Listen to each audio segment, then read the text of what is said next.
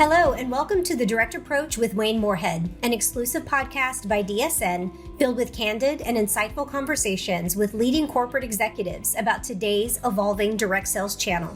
Today, Wayne sits down with Melissa Thompson, the founder and CEO of Bellame. With over 30 years of industry expertise and experience, Melissa shares her journey from leveraging a personal blog to building a thriving community of 100,000 followers before launching Bellame, a 5-year-old luxury brand focused on skincare and cosmetics.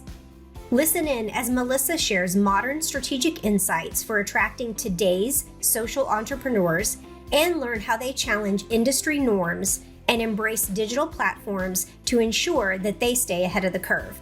Plus, you do not want to miss the behind-the-scenes story of why they boldly decided to merge the affiliate marketing and network marketing strategies. Stay tuned for this innovative and radical thinking episode. Before we begin, did you know that DSN is powered by the direct selling community? DSN is honored to be supported by industry suppliers that partner with companies across the channel to help enhance, streamline, and grow your businesses. This episode is sponsored by PayQuicker.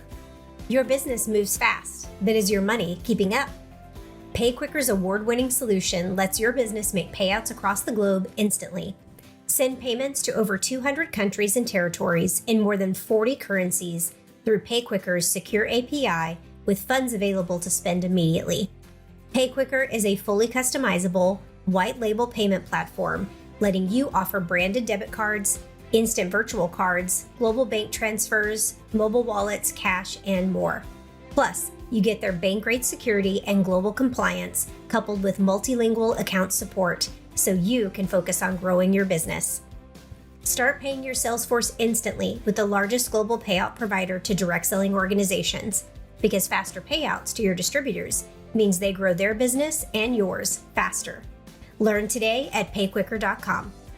Now, please help me welcome your host, Wayne Moorehead, and today's guest, Melissa Thompson, founder and CEO of Bellame.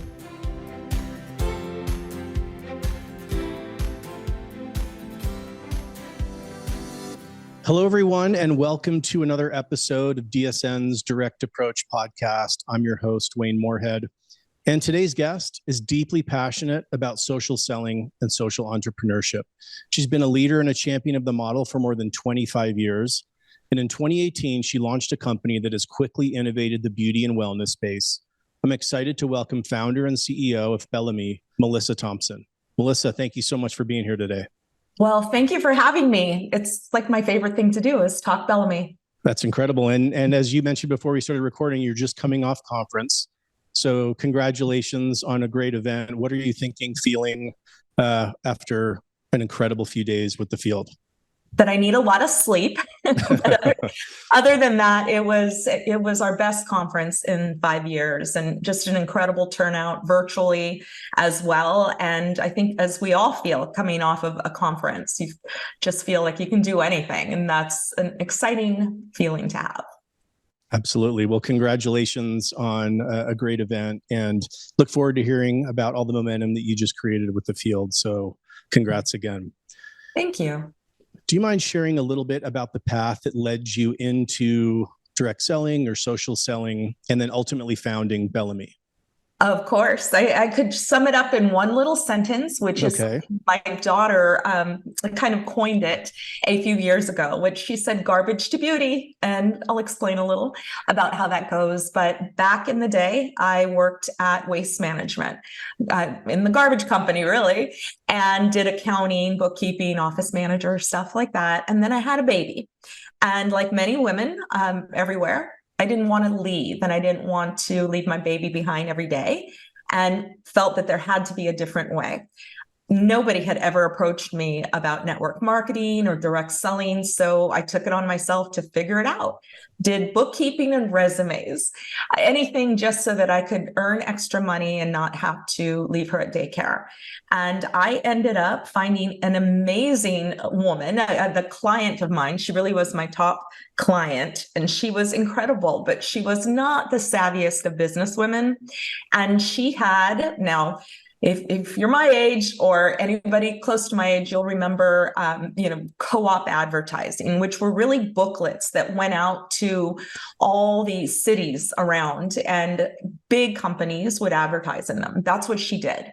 And as her business pretty much closed down and went away, I really wanted to still call my own hours. Not that I didn't want to work, but I wanted to find something from home.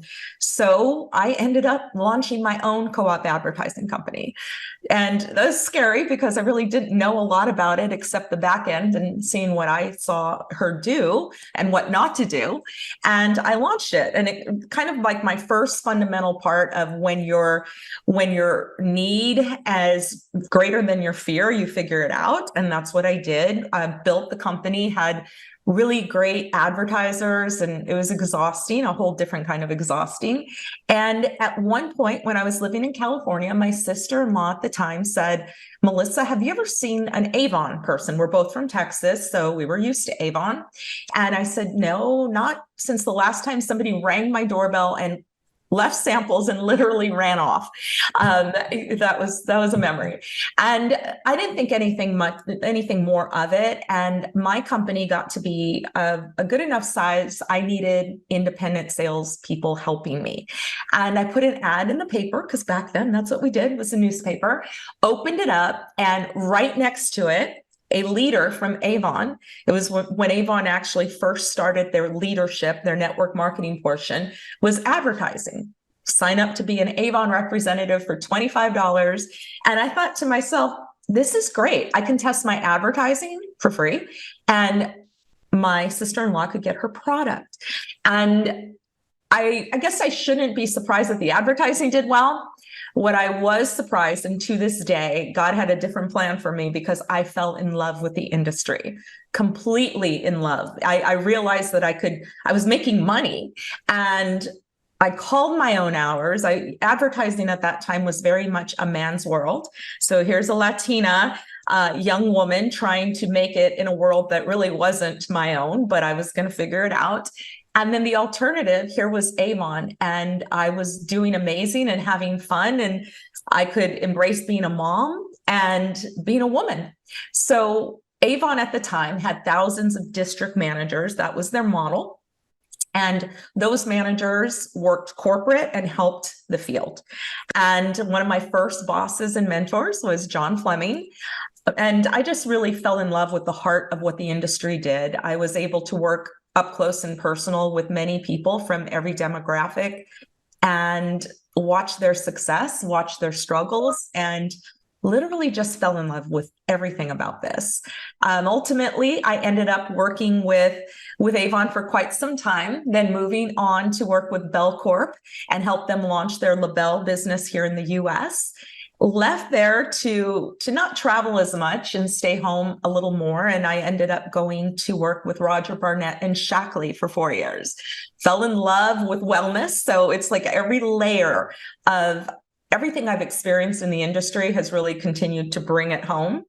I left there to work with Avon again, and I went back to run Mark and work under Andrea Jung, and just continued to evolve within the industry myself. Left there and worked with Manna Products, which is one of the leading private manufacturers in the country for beauty, and they wanted to launch a direct selling force. And we did that. Ultimately went back. And by the way, I did that working as an independent leader. So for the first time in a while, I was able to put to practice everything that I've been teaching over the years. And then ultimately went to work with Stella and Dot and Jessica Heron as the Vice President of Sales and Marketing at Ever Skincare.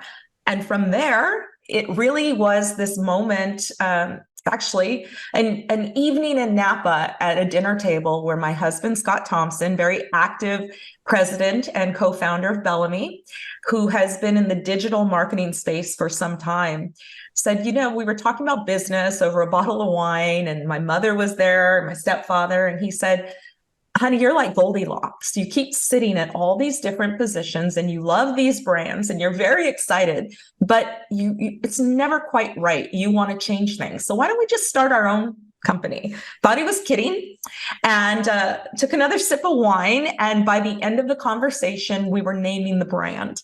Little did I know the very next day he would find the site, get everything going. And I gave notice and decided to start working on Bellame.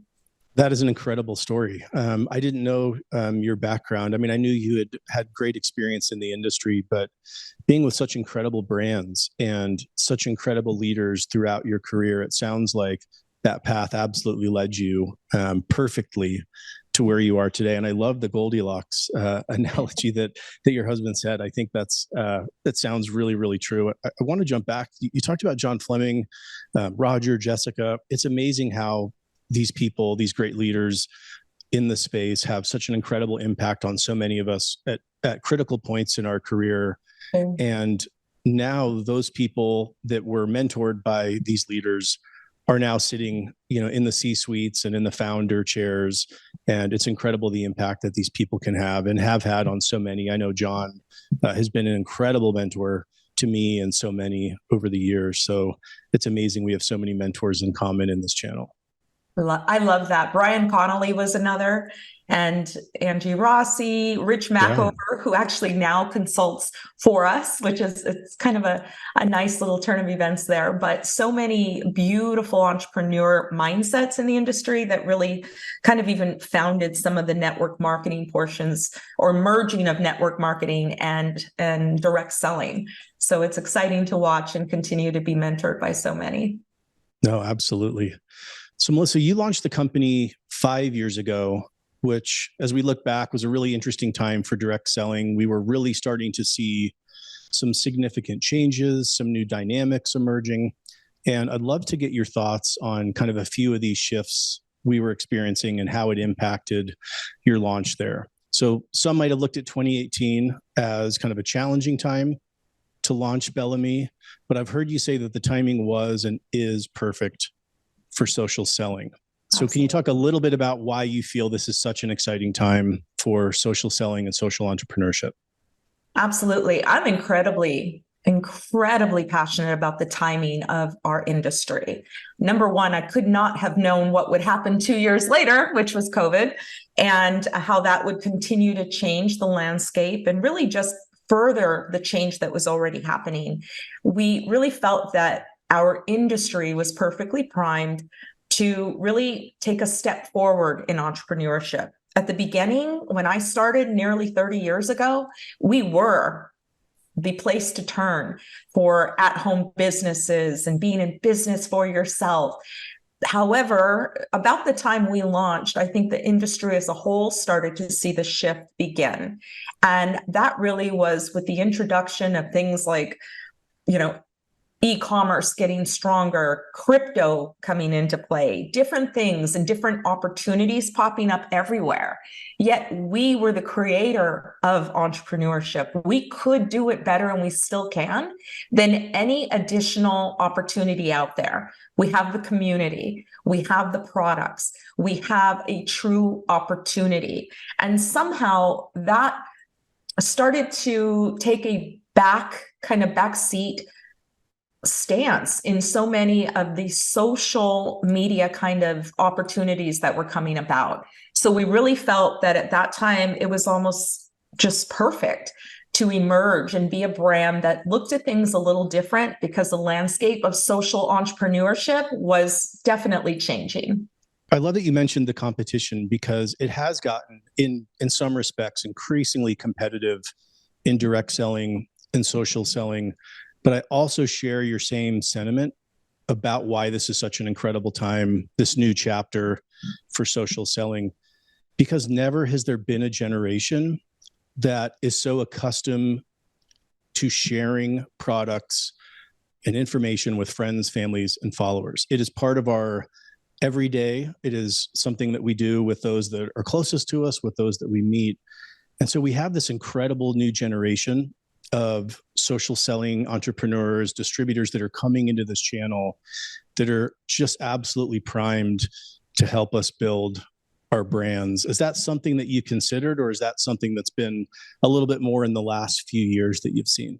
I actually, going back a little bit even more than that, when all the shifts started happening, when the digital plays really happened, our industry as a whole, especially having worked with some very legacy brands like the original Avon, there was a lot of pushback when it came to certain things, online, websites, the whole bit. And I think that's where we lost some ground. I think many brands really tried to stay in their arena. I mean, I was with Beautiful Avon when there were paper purchase orders and you would fill in the little dots. And they really, at that time, even as the internet was really starting to come to life, kind of like AI is now, there was a great pushback.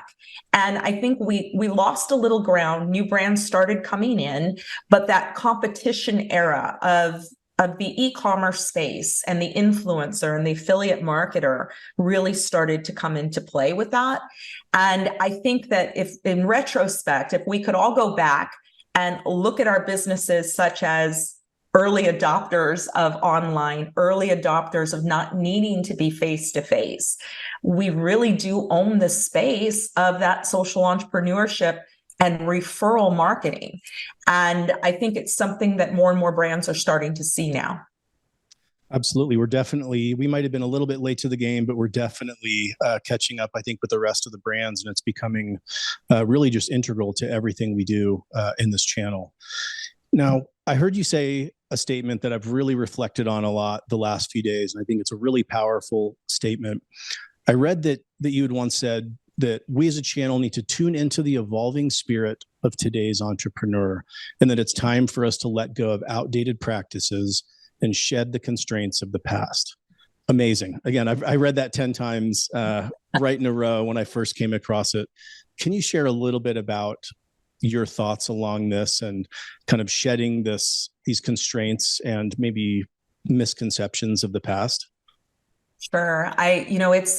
It's a statement that I very much believe in wholeheartedly. It's also one that might not be popular because our brands and our businesses around the world are built around those old constraints, those old ideas and such. It might not be popular and it might be uncomfortable to even have the conversation, but it is necessary. I believe with all my being that social entrepreneurship, we have to really adopt that true feeling, that whole be in business for yourself, not by yourself. It's something our industry coined, but as time has evolved, as other opportunities outside of what we have to offer emerge, we have to be open to understanding that we must embrace our field as being true entrepreneurs. So what do I mean by that? There's so many facets. We'll start with, I always like to joke that I believe, especially as an owner of a brand now, I believe that one lawyer must have written all PMPs and they just kind of morphed over time, but much of the foundation still stays there.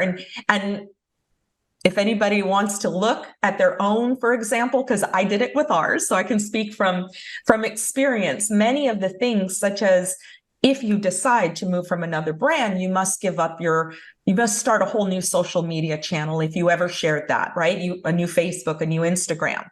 But that was probably written back when Facebook emerged. And nowadays, if you really even think about being, my age, I just turned 53. When Facebook started, I immediately took to it all my children's photos, my life, my life journey, everything about it. It's an online journal. Who's going to give that up nowadays? And those little things, those kind of rules that might sound simple to us, they're just non-existent anymore, at least really hard to put into play. Being an entrepreneur means being able to build my own brand within a brand. And coming from the industry, understanding the rules and why they've been there, it's a really hard thing to let go of. I know it from personal experience with Bellame and building hours and understanding the challenges that can happen with a volunteer sales force, really. You touched on a lot of really important things right there. One, the whole idea and concept around entrepreneurship and the opportunity that we provide really rests on freedom. So for us to espouse and promote time freedom, financial freedom, and then to try to lock in some of these people, I think goes against a lot of our foundational principles. So I agree with you wholeheartedly. I think independent distributors are just that. They are independent. And especially in today's world where so many of us have our own personal brands, those are some of the shifts, to your point. Those are some of the constraints of the past where we felt like people had to come and only be with us and only promote our products. But now we need to get used to our promoters, our affiliates promoting possibly multiple brands simultaneously, or understand that they might even only be with us for a short period of time, because they have that freedom.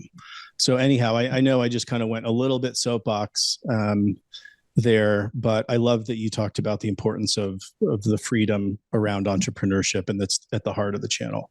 I'm here for it all. I think that is something that really leads us at our brand. When we launched at Bellame, I went so with the fact that you can work as many multiple businesses as you might like.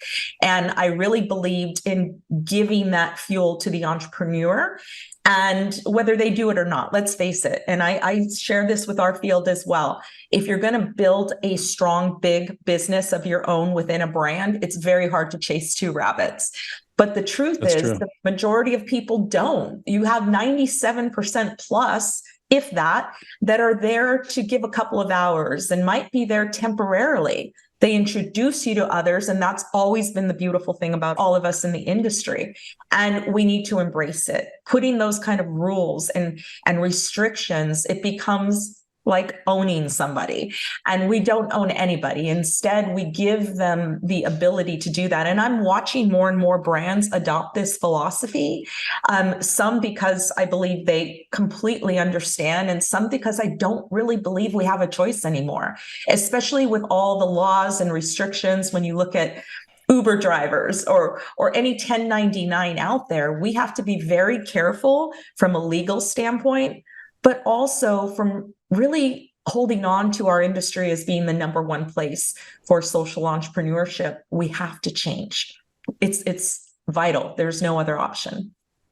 Those are really important insights. So what do you feel companies in the direct selling space or social selling space can be doing right now or should be doing to take greater advantage of this moment?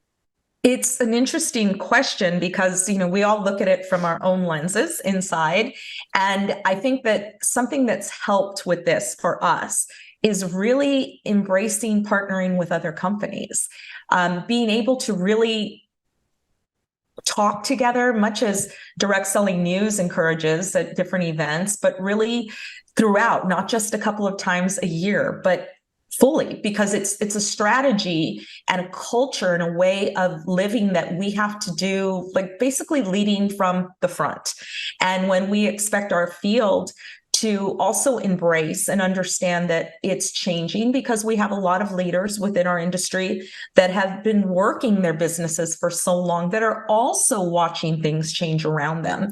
So leading from the front, really understanding that we can lift other companies up and praise other companies within the industry. I think that's the number one thing that we as executives at any company can do. Because if we really just peel it all back, believing in the industry means we believe there are many opportunities out there and many incredible companies, not just our own. And that is something that I would love to see more and more of. I love that spirit of collaboration. I think that speaks a lot to your leadership style. And again, your passion and love for direct selling and social selling. So one of the other large shifts that we've seen is that there's more and more people that are wanting to engage with our brands and engage in the business opportunity in different ways. There's not kind of that single prescribed path that we used to have where everyone is going to go through the exact same steps. And along those lines, a lot of what we're hearing about right now are affiliates. And that's one of the big topics, one of the big discussions right now. And some companies are going to the extent of adding true affiliate layers into the compensation model. Some might be doing maybe more limited or incremental steps where even just renaming the field or the distributors as affiliates while they're determining kind of their go forward strategy. Can you talk a little bit about this blended approach that you take, that you've coined kind of omni marketing, where it's both kind of that combination of true direct selling and true affiliate? A little bit, no. A lot, probably. I can talk about that. It is. It's kind of like if I could reach out to every single company in the industry to help them from really saving time and saving resources, I would say stop trying to create two different things. And again, I speak from my own experiences and even failures in that. Scott Thompson, my husband and president of the company, owns a digital marketing company that's an Inc. 500, very, very amazing digital space. However, he was the one that challenged what I worked so hard on creating with our tech team for a very long time. I decided too that we needed an affiliate part, and I ran with it. I worked very hard on putting this together and having this separate way to join and continuing with what we had. When I did that and we were ready to launch it, that's how much work we had put into it. He had a question. He was like, why are we having two different avenues? So I went through all the reasons why we would do it. And much of what I'm saying might resonate with other executives out there struggling with how do you appeal to both audiences. So I thought I was like being very clear. I said, well, we have to do it because an affiliate doesn't pay to sign up. He said, well, then just go ahead and open it and make it free for everybody. Why do that and offer a different opportunity? And that didn't even like set in with me because it was so ingrained in me the way it's supposed to happen in our industry. Now, he's never been in the industry until we launched this company. So he has a beautiful way of challenging things that maybe I just took for granted as being the way it always had to be. So I said, well, even if we drop that, what about building other brands? Because as we launch with the ability to have all brands, we ran a very tight ship the first couple of years. And I realized things were getting hard. I needed to put a cap on it, so to speak. So we instituted a non-compete when it came with, a certain title, and we put that into play. So my question to him with doing it for free and letting everybody come in and affiliate marketers not being handcuffed to one brand, I said, well, how are we going to do that? We have this rule in place. And he said, we didn't launch that way. That's not what you envisioned for the company. We dropped the rules. He had an answer for everything. But ultimately, he was right. Things like affiliates don't pay fees. Well, that came to the next big question in our company's history, which is, why should anybody pay us 1 penny to share our brand? It doesn't make sense. If you go in and you work an 8 to 5 at a bank, they don't make you pay a fee to come in and work for them. Why are we doing that as an industry? I understand it from the corporate standpoint of how it's been, how our brands have been built. I worked with Avon when they were the biggest brand in the world. So understanding that those fees are not just little when it comes to a corporate sense, it's a whole entire profit center of its own, and it's needed to fund other things. So the whole idea of really having to take everything apart, almost like when you have to clean out a closet and then put it all back, you have to evaluate everything in your companies, what you're doing, what those fees pay for and such. So Omni Marketing itself was simply born of the idea of merging the affiliate and network marketer, meaning there's really zero reason somebody should have to choose what path they're going to come into. Now, I get very passionate about this as well, and you can probably tell I'm a very passionate person about our industry altogether. But back in the day, almost 30 years ago, we taught our field never to judge somebody when they come into the business. You never know who's going to be somebody who's going to take this business to the next level. In fact, when I was at Avon in 2014, we had our national event of very top leaders in San Diego. And I asked each leader to stand.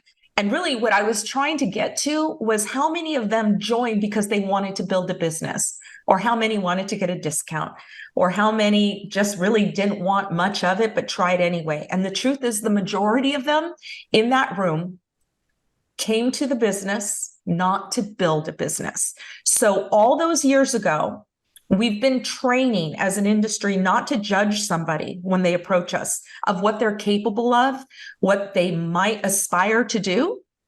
Yet that's exactly what we're doing when we continue to say, how do we separate the affiliate and network marketer? Because the affiliate wants this, the network marketer wants this, but the percentage of people that come into both arenas who just have a few hours to do anything, they're no different. Super, super powerful. I want to dig in on some of this. So I love that you and your husband looked at the business and took an opportunity to really step back.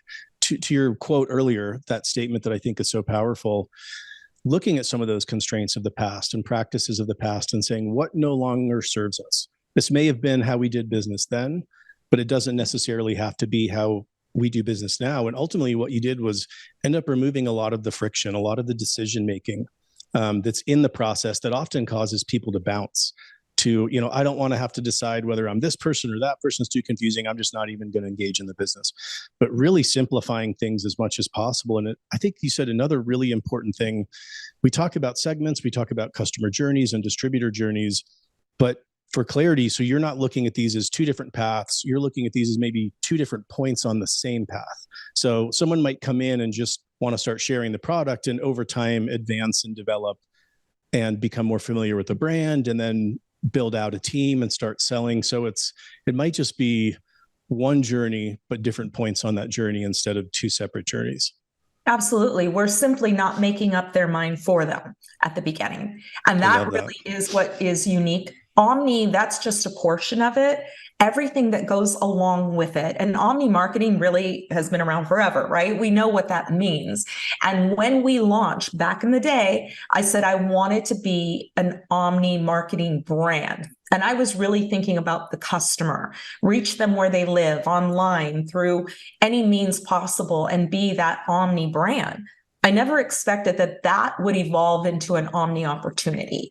And that goes full circle, really. It means not only providing an amazing opportunity that gives you the network marketing blessings that our industry gives, from compensation plan to community to all of that, but the ease of an affiliate marketer and what they're able to build without having to pay somebody to build it.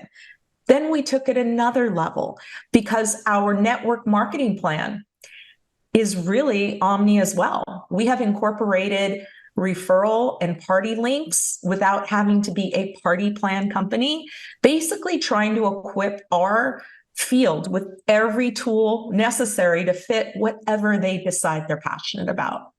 I love that. What an incredible way to look at the different ways that we can approach the opportunity and how to serve kind of all of our needs at these different points. Did you know the Fall DSU event is now just 40 days away, taking place on October 11th and 12th in Irving, Texas? Make sure to register now at dsu2023.com to claim your seat at the largest executive attended event in the channel. More than 500 executives register for DSU, representing more than 150 direct selling companies. And this DSU is truly going to be the best yet. More than 30 leading executives will take the stage, sharing incredible insights and actionable takeaways to help evolve and inspire your business strategies like never before. 30 plus TED-style presentations, 4 panel discussions covering everything from legendary leadership insights, how service-based companies are driving results, how to attract and engage the Hispanic market and communities, and progress and insider updates on affiliate marketing strategies. Plus, attendees will have 2 bonus workshop breakouts to choose from on Wednesday, October 11th, following general session. A growth strategies workshop featuring brands with consistent growth over the last few years, and the AI Edge workshop, a hands-on session exploring new AI tools step by step right there on your laptop that can immediately impact your productivity and output. Join us at DSU in the fall. Register today at dsu2023.com for the amazing content, unparalleled networking, and so much more. This episode is also sponsored by QuickBox. Are you a part of a brand that is looking for a hassle-free and efficient way to handle your order fulfillment? Look no further than QuickBox. QuickBox is the ultimate solution for all of your fulfillment needs. With their state-of-the-art technology and lightning-fast service, QuickBox ensures that your orders are processed, packed, and shipped accurately and on time, every time. Say goodbye to fulfillment headaches and say hello to QuickBox. Visit quickbox.com for more information. That's QUICKBOX.com and experience the fulfillment revolution today. This episode is also sponsored by Gen Con. Constant innovation and stability are the keys to Gen Con's 5th decade of success in the direct selling industry. Gen Con's newest digital solutions are Jot Live Shopping and Jot Affiliate Manager. Jot Live allows your representatives, influencers, and even the company to live sell products through video streaming with just a couple of clicks by guest shoppers. Jot Live is modular, designed to integrate into your enterprise, and is extremely cost-effective.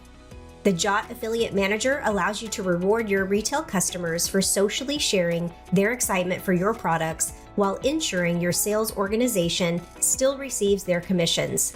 Visit gencon.com for more information and to schedule a discovery call today. That's JENKON.com. Now let's get back to the interview with Melissa Thompson. So affiliate needs, maybe somebody that's just sharing the product might be slightly different than someone that's building out a sales team and kind of a larger scale. As you look and approach affiliate, what are some of the tools, platforms with Bellame that you provide to quote unquote affiliates to help them share the brand, share the products? Definitely. And I would also like to add in there, we're always evolving. We never pretend, we got it. We're always evolving and challenging ourselves to think differently. One of the other nuances that I've noticed in really understanding the affiliate marketing world from our other company that we have is understanding that a true affiliate marketer, number one, probably is not going to end up in one of our brands.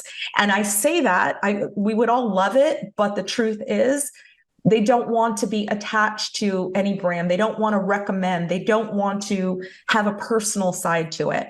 Who we're really all trying to attract is the affiliate influencer. And there's a very big difference. The affiliate marketer lives in a world where they're creating blogs and they're posting links and they never really have hands on the product, hands on the tribe, hands on the opportunity. The affiliate influencer, however, is what's emerging from the micro influencer to the big influencer. And we've really learned that over the past year and really took that to heart as we're building the structures needed to not only equip them in their businesses, but give the social tools to our existing field who want to go through the network marketing building. What we're finding, and I find this the most fascinating, are that our affiliate influencers, they've merged, they're adopting, they're building legacy brands of their own within our brand. So back to tools. We have our own proprietary platform. When we launched, we started, trying to fit into some of the molds that were out there. And I know that the majority, 99.9% of the brands in our industry, they use a platform, a third-party platform. I always say that some women, they get flowers from their husbands. Mine gave me an entire tech team. So we built this from scratch. We have the platform and the means to be able to build the lead generation, as an example, tied into social media. So our brand partners can create their own offers, or they can use many of the ones that we create for them. They share it and push it out to Instagram, to Facebook, a link for anybody, but it captures all the information from leads to sales to conversions, and really looking at it from that standpoint. Whether, the majority might want to use it or not, we're finding an interesting merge happening really with, especially our network marketers, really taking to that, and those who just want to do direct selling or affiliate influencing. That's just one of the ways that we've really been able to empower. I call it I call our opportunity omni, but at the root of it, I say that it is network marketing blessed and affiliate marketing equipped. Oh, that's great. I love that. So one of the things that you and your company do really well is continually evolving, looking for these opportunities and these points to change, to improve, which I think is super powerful from a company culture standpoint. And I want to dig in for a few minutes into the company culture. But as you've really started to figure out more and more around this affiliate, there's so many of us in the space that are trying to determine what our path forward should be. We might have more legacy comp plans or legacy systems or, just historical approaches. What advice would you give to a company that's sitting in, the exec meeting every week going, how do we tackle affiliate? What's our first move forward? What advice would you give to them? Well, for the affiliate part, I would say stop trying. I would definitely say stop putting your resources, energy, time into trying to prejudge everybody. Go back to the fundamentals of what's grown this business, why we're the number one entrepreneur opportunity, and go back to understanding that people come to us and they make the decision what they're going to do with it. That's number one, because I think there's a lot of energy and resources going into this right now. And it really is something that I think is in place for the same reason we started down that route, to try and go around the elephant in the room. Building these two separate things are really just the kind of the outcome of trying to go around the bigger issue, which is dropping the way we look at entrepreneurship and making sure that we are serving the leaders in the field without the fees, without treating them basically the way an affiliate marketer gets to be treated all around. That's also why we've lost in the past the interest in our industry. You have to buy a kit, you have to pay fees to use a site, you have to pay fees to transfer your own money into your bank account. All of those renewal fees, everything, they don't make sense anymore. So we've lost to the affiliate world, yet we want to have two different kind of distributors. And really, once we can drop that and adopt to this new way, we can understand and focus all our energy, which all of us need to do, is getting back to the culture in which we are so good at, the community and the opportunity and the referral marketing. We recently attended something with our top leaders, and it hit me because we go to Cosmoprof and we take our top leaders to, it's the North America's biggest beauty show. And we're the only network marketing direct selling company that goes with leaders. And I always think it's very important for our culture that the people that are sharing our brand be a very active part of what we're developing, what we're thinking. I found that saves us time, it saves us money to really have their input from the beginning. But doing so, we sat through some classes because I'm very much about education, and that means for myself, but also the leaders who partner with me to build this brand. And not just what I'm telling them, but what the industry of beauty, for example, is speaking to. But one of the key points during some data and analytics that were being shared was that when you look at clinical studies, for example, on anti-aging skincare, you have 18% of the people who want to look at studies, and that's what's going to do it. That's what's going to get them to press the buy button. But then the 82% on the other side only care about personal testimonials. And it hit me, like, this is our industry. This is what we're all so good at. That's the energy and resources we need to give to our field rather than trying to figure out how to prejudge everybody coming in. Such incredible and important insights.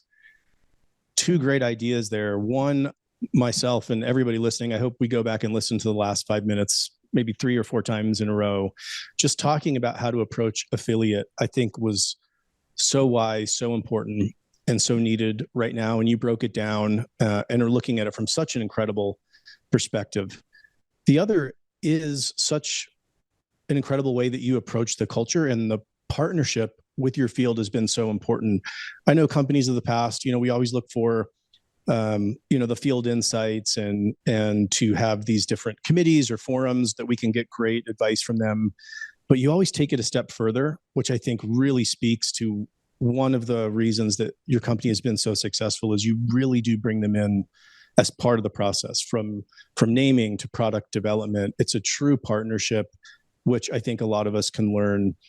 I think we feel that we partner with the field a lot, but that's not always the case. And I think, again, that's just so incredible and impressive.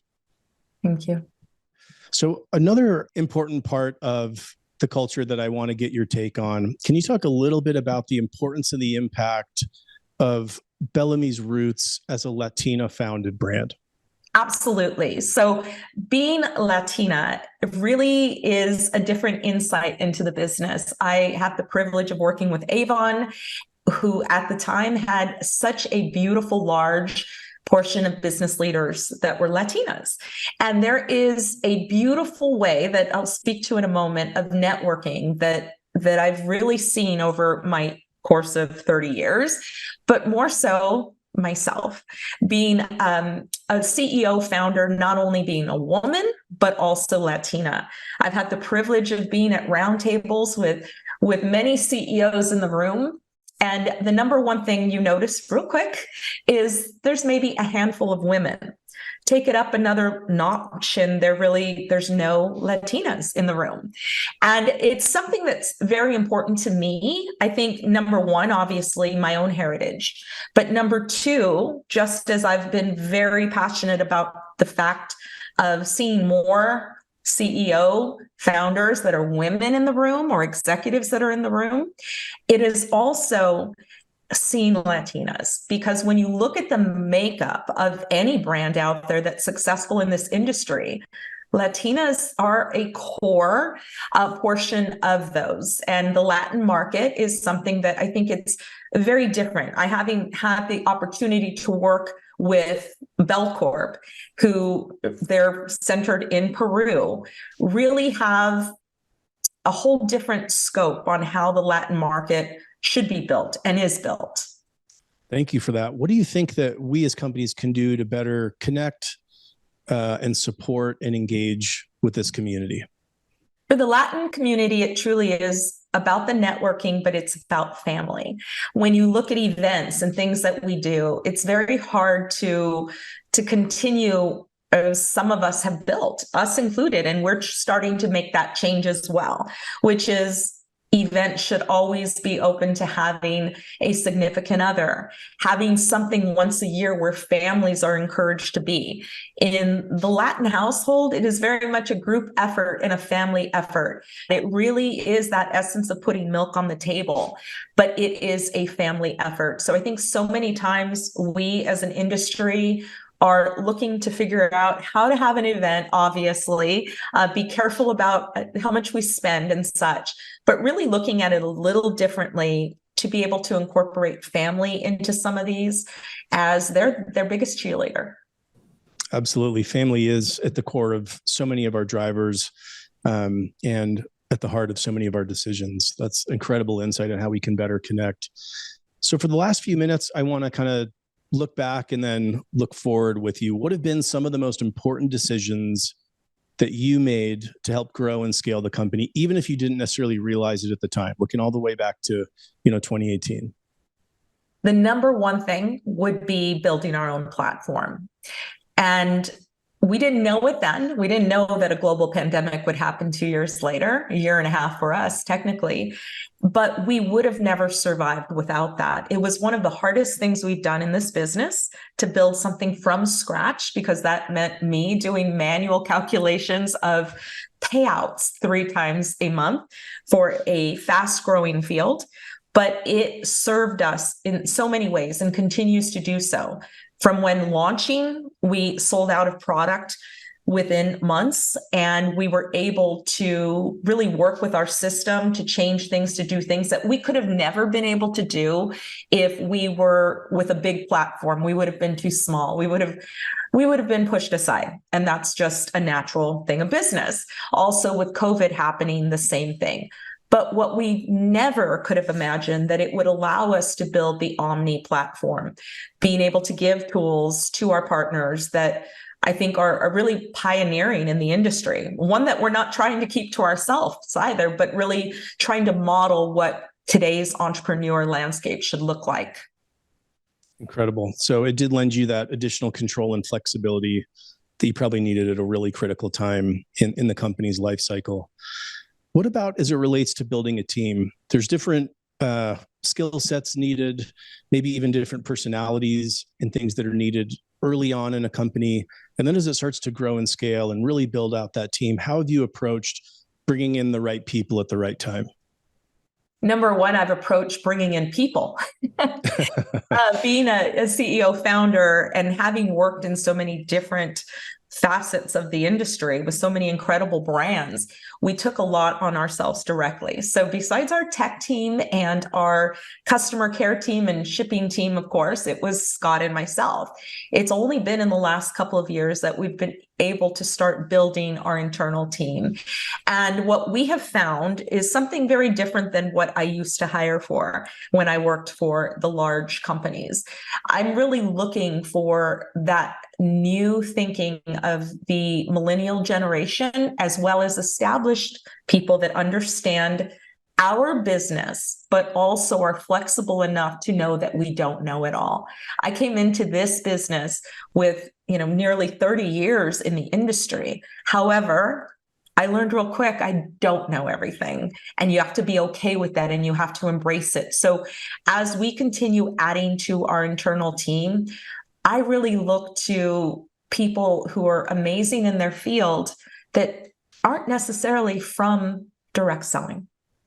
I think that's really important as well. And I think it serves you really well as you looked at the different competition, the different analogies. It seems like you have pulled in ideas and concepts that have helped you evolve from other categories, from other industries, from other channels, and that I think has really served you well. I also think too, the importance of bringing in kind of that new mindset, that millennial or Gen Z mindset, and balancing it with kind of somebody that's been established and maybe, been around the block a few times and understands the nuance in direct selling and the levers, but also balancing that with the ability to look at things with fresh eyes and from new perspectives, I think is really important. What do you think is the greatest leadership, or what's one of the greatest leadership lessons or principles that you've learned? Going back to the fact that I don't know it all, having been in the industry, having been seasoned with the best brands out there, I really had to take the same kind of approach that Scott Thompson does and challenge everything I thought to be true. Now, that doesn't mean that there are not old truths within our industry. We just need to adapt to different ways of doing it. So I think it was a moment for me that took a couple of years to not feel that I knew everything, just because I had been in it for 3 decades. That has been a lesson that I continue to dive into every single day, from making sure that I'm not just looking at what the industry is doing, but looking at what social entrepreneurship is doing, what beauty is doing, and what wellness is doing. I also think that part of it as well, when you look at social entrepreneurship and really trying to evolve every single day, is to understand what we need to continue to equip our fields with. And at that same notion, for so long, we have continued to say, well, here's what we do, here's what we offer, go out and build. And our field is competing against those not in our industry, those opportunities and those people that are out there sharing opportunities that have nothing to do with direct selling. Unless we equip them with the right tools to create their own brands within brands and share who they are, not necessarily just who we are, we will not take our rightful place back as the number one opportunity for entrepreneurship. I love that. Is there anything looking back that you would do differently? Well, for starters, I would have ordered more product for launch time. When we launched, I set out to to what we thought to have 500 brand partners by the end of the year. We launched August 2018 and sold out of product by Thanksgiving, ended the year with 7,500 partners. So that would probably be the number one thing. Other than that, I would have listened to what we set out to do from the beginning. I mentioned earlier that we set out to treat social entrepreneurship as their brand, as what they were doing, not trying to try and control any aspect of that, except, of course, staying true to representing the brand well. And I wavered from that. If I could go back and change it, I would have stayed the course. Oh, that's really interesting. So looking forward, you've had incredible success in the channel throughout your career and outside of the channel, been in incredible brands. What do you still want to accomplish with Bellame, call it in the next 3 to 5 years? We're looking forward to being a global brand. And I don't mean just touching our toes into other countries and dipping that in. It really is about building a global brand that's a household name. Building a brand where our partners can build a legacy business of their own. Some of the greatest lessons I've learned in this industry come from brands like Shackley, where I was able to work with individuals who were running businesses that their parents left them, that their grandparents had left to their parents. That is what gets my fire going, is knowing that beauty and wellness for us is the vehicle, but the mission is putting milk on the table for the partners that share our brand and them building those legacy businesses that one day they can hand down to their grandchildren. That is a perfect idea to end on. Melissa, thank you so much for your time. Also, thank you for these incredible insights, this information. A lot of what you talked about really hasn't even been discussed on the podcast yet, even over the last couple of years, especially as how you're approaching, I'll call it, this affiliate moment and how you're integrating, you're growing, you're evolving. You're really helping to lead and show many of us and our companies kind of this new way forward and how to really succeed in today's direct selling landscape. We wish you continued success. We're excited to hear how it continues to go. And please give everybody back at Bellame's headquarters our best. I sure will. Thank you for the opportunity. Thanks, Melissa. Thank you for tuning in. Please take a minute to give a 5-star rating and review to help Direct Approach continue to provide candid interviews and insights for direct selling corporate executives.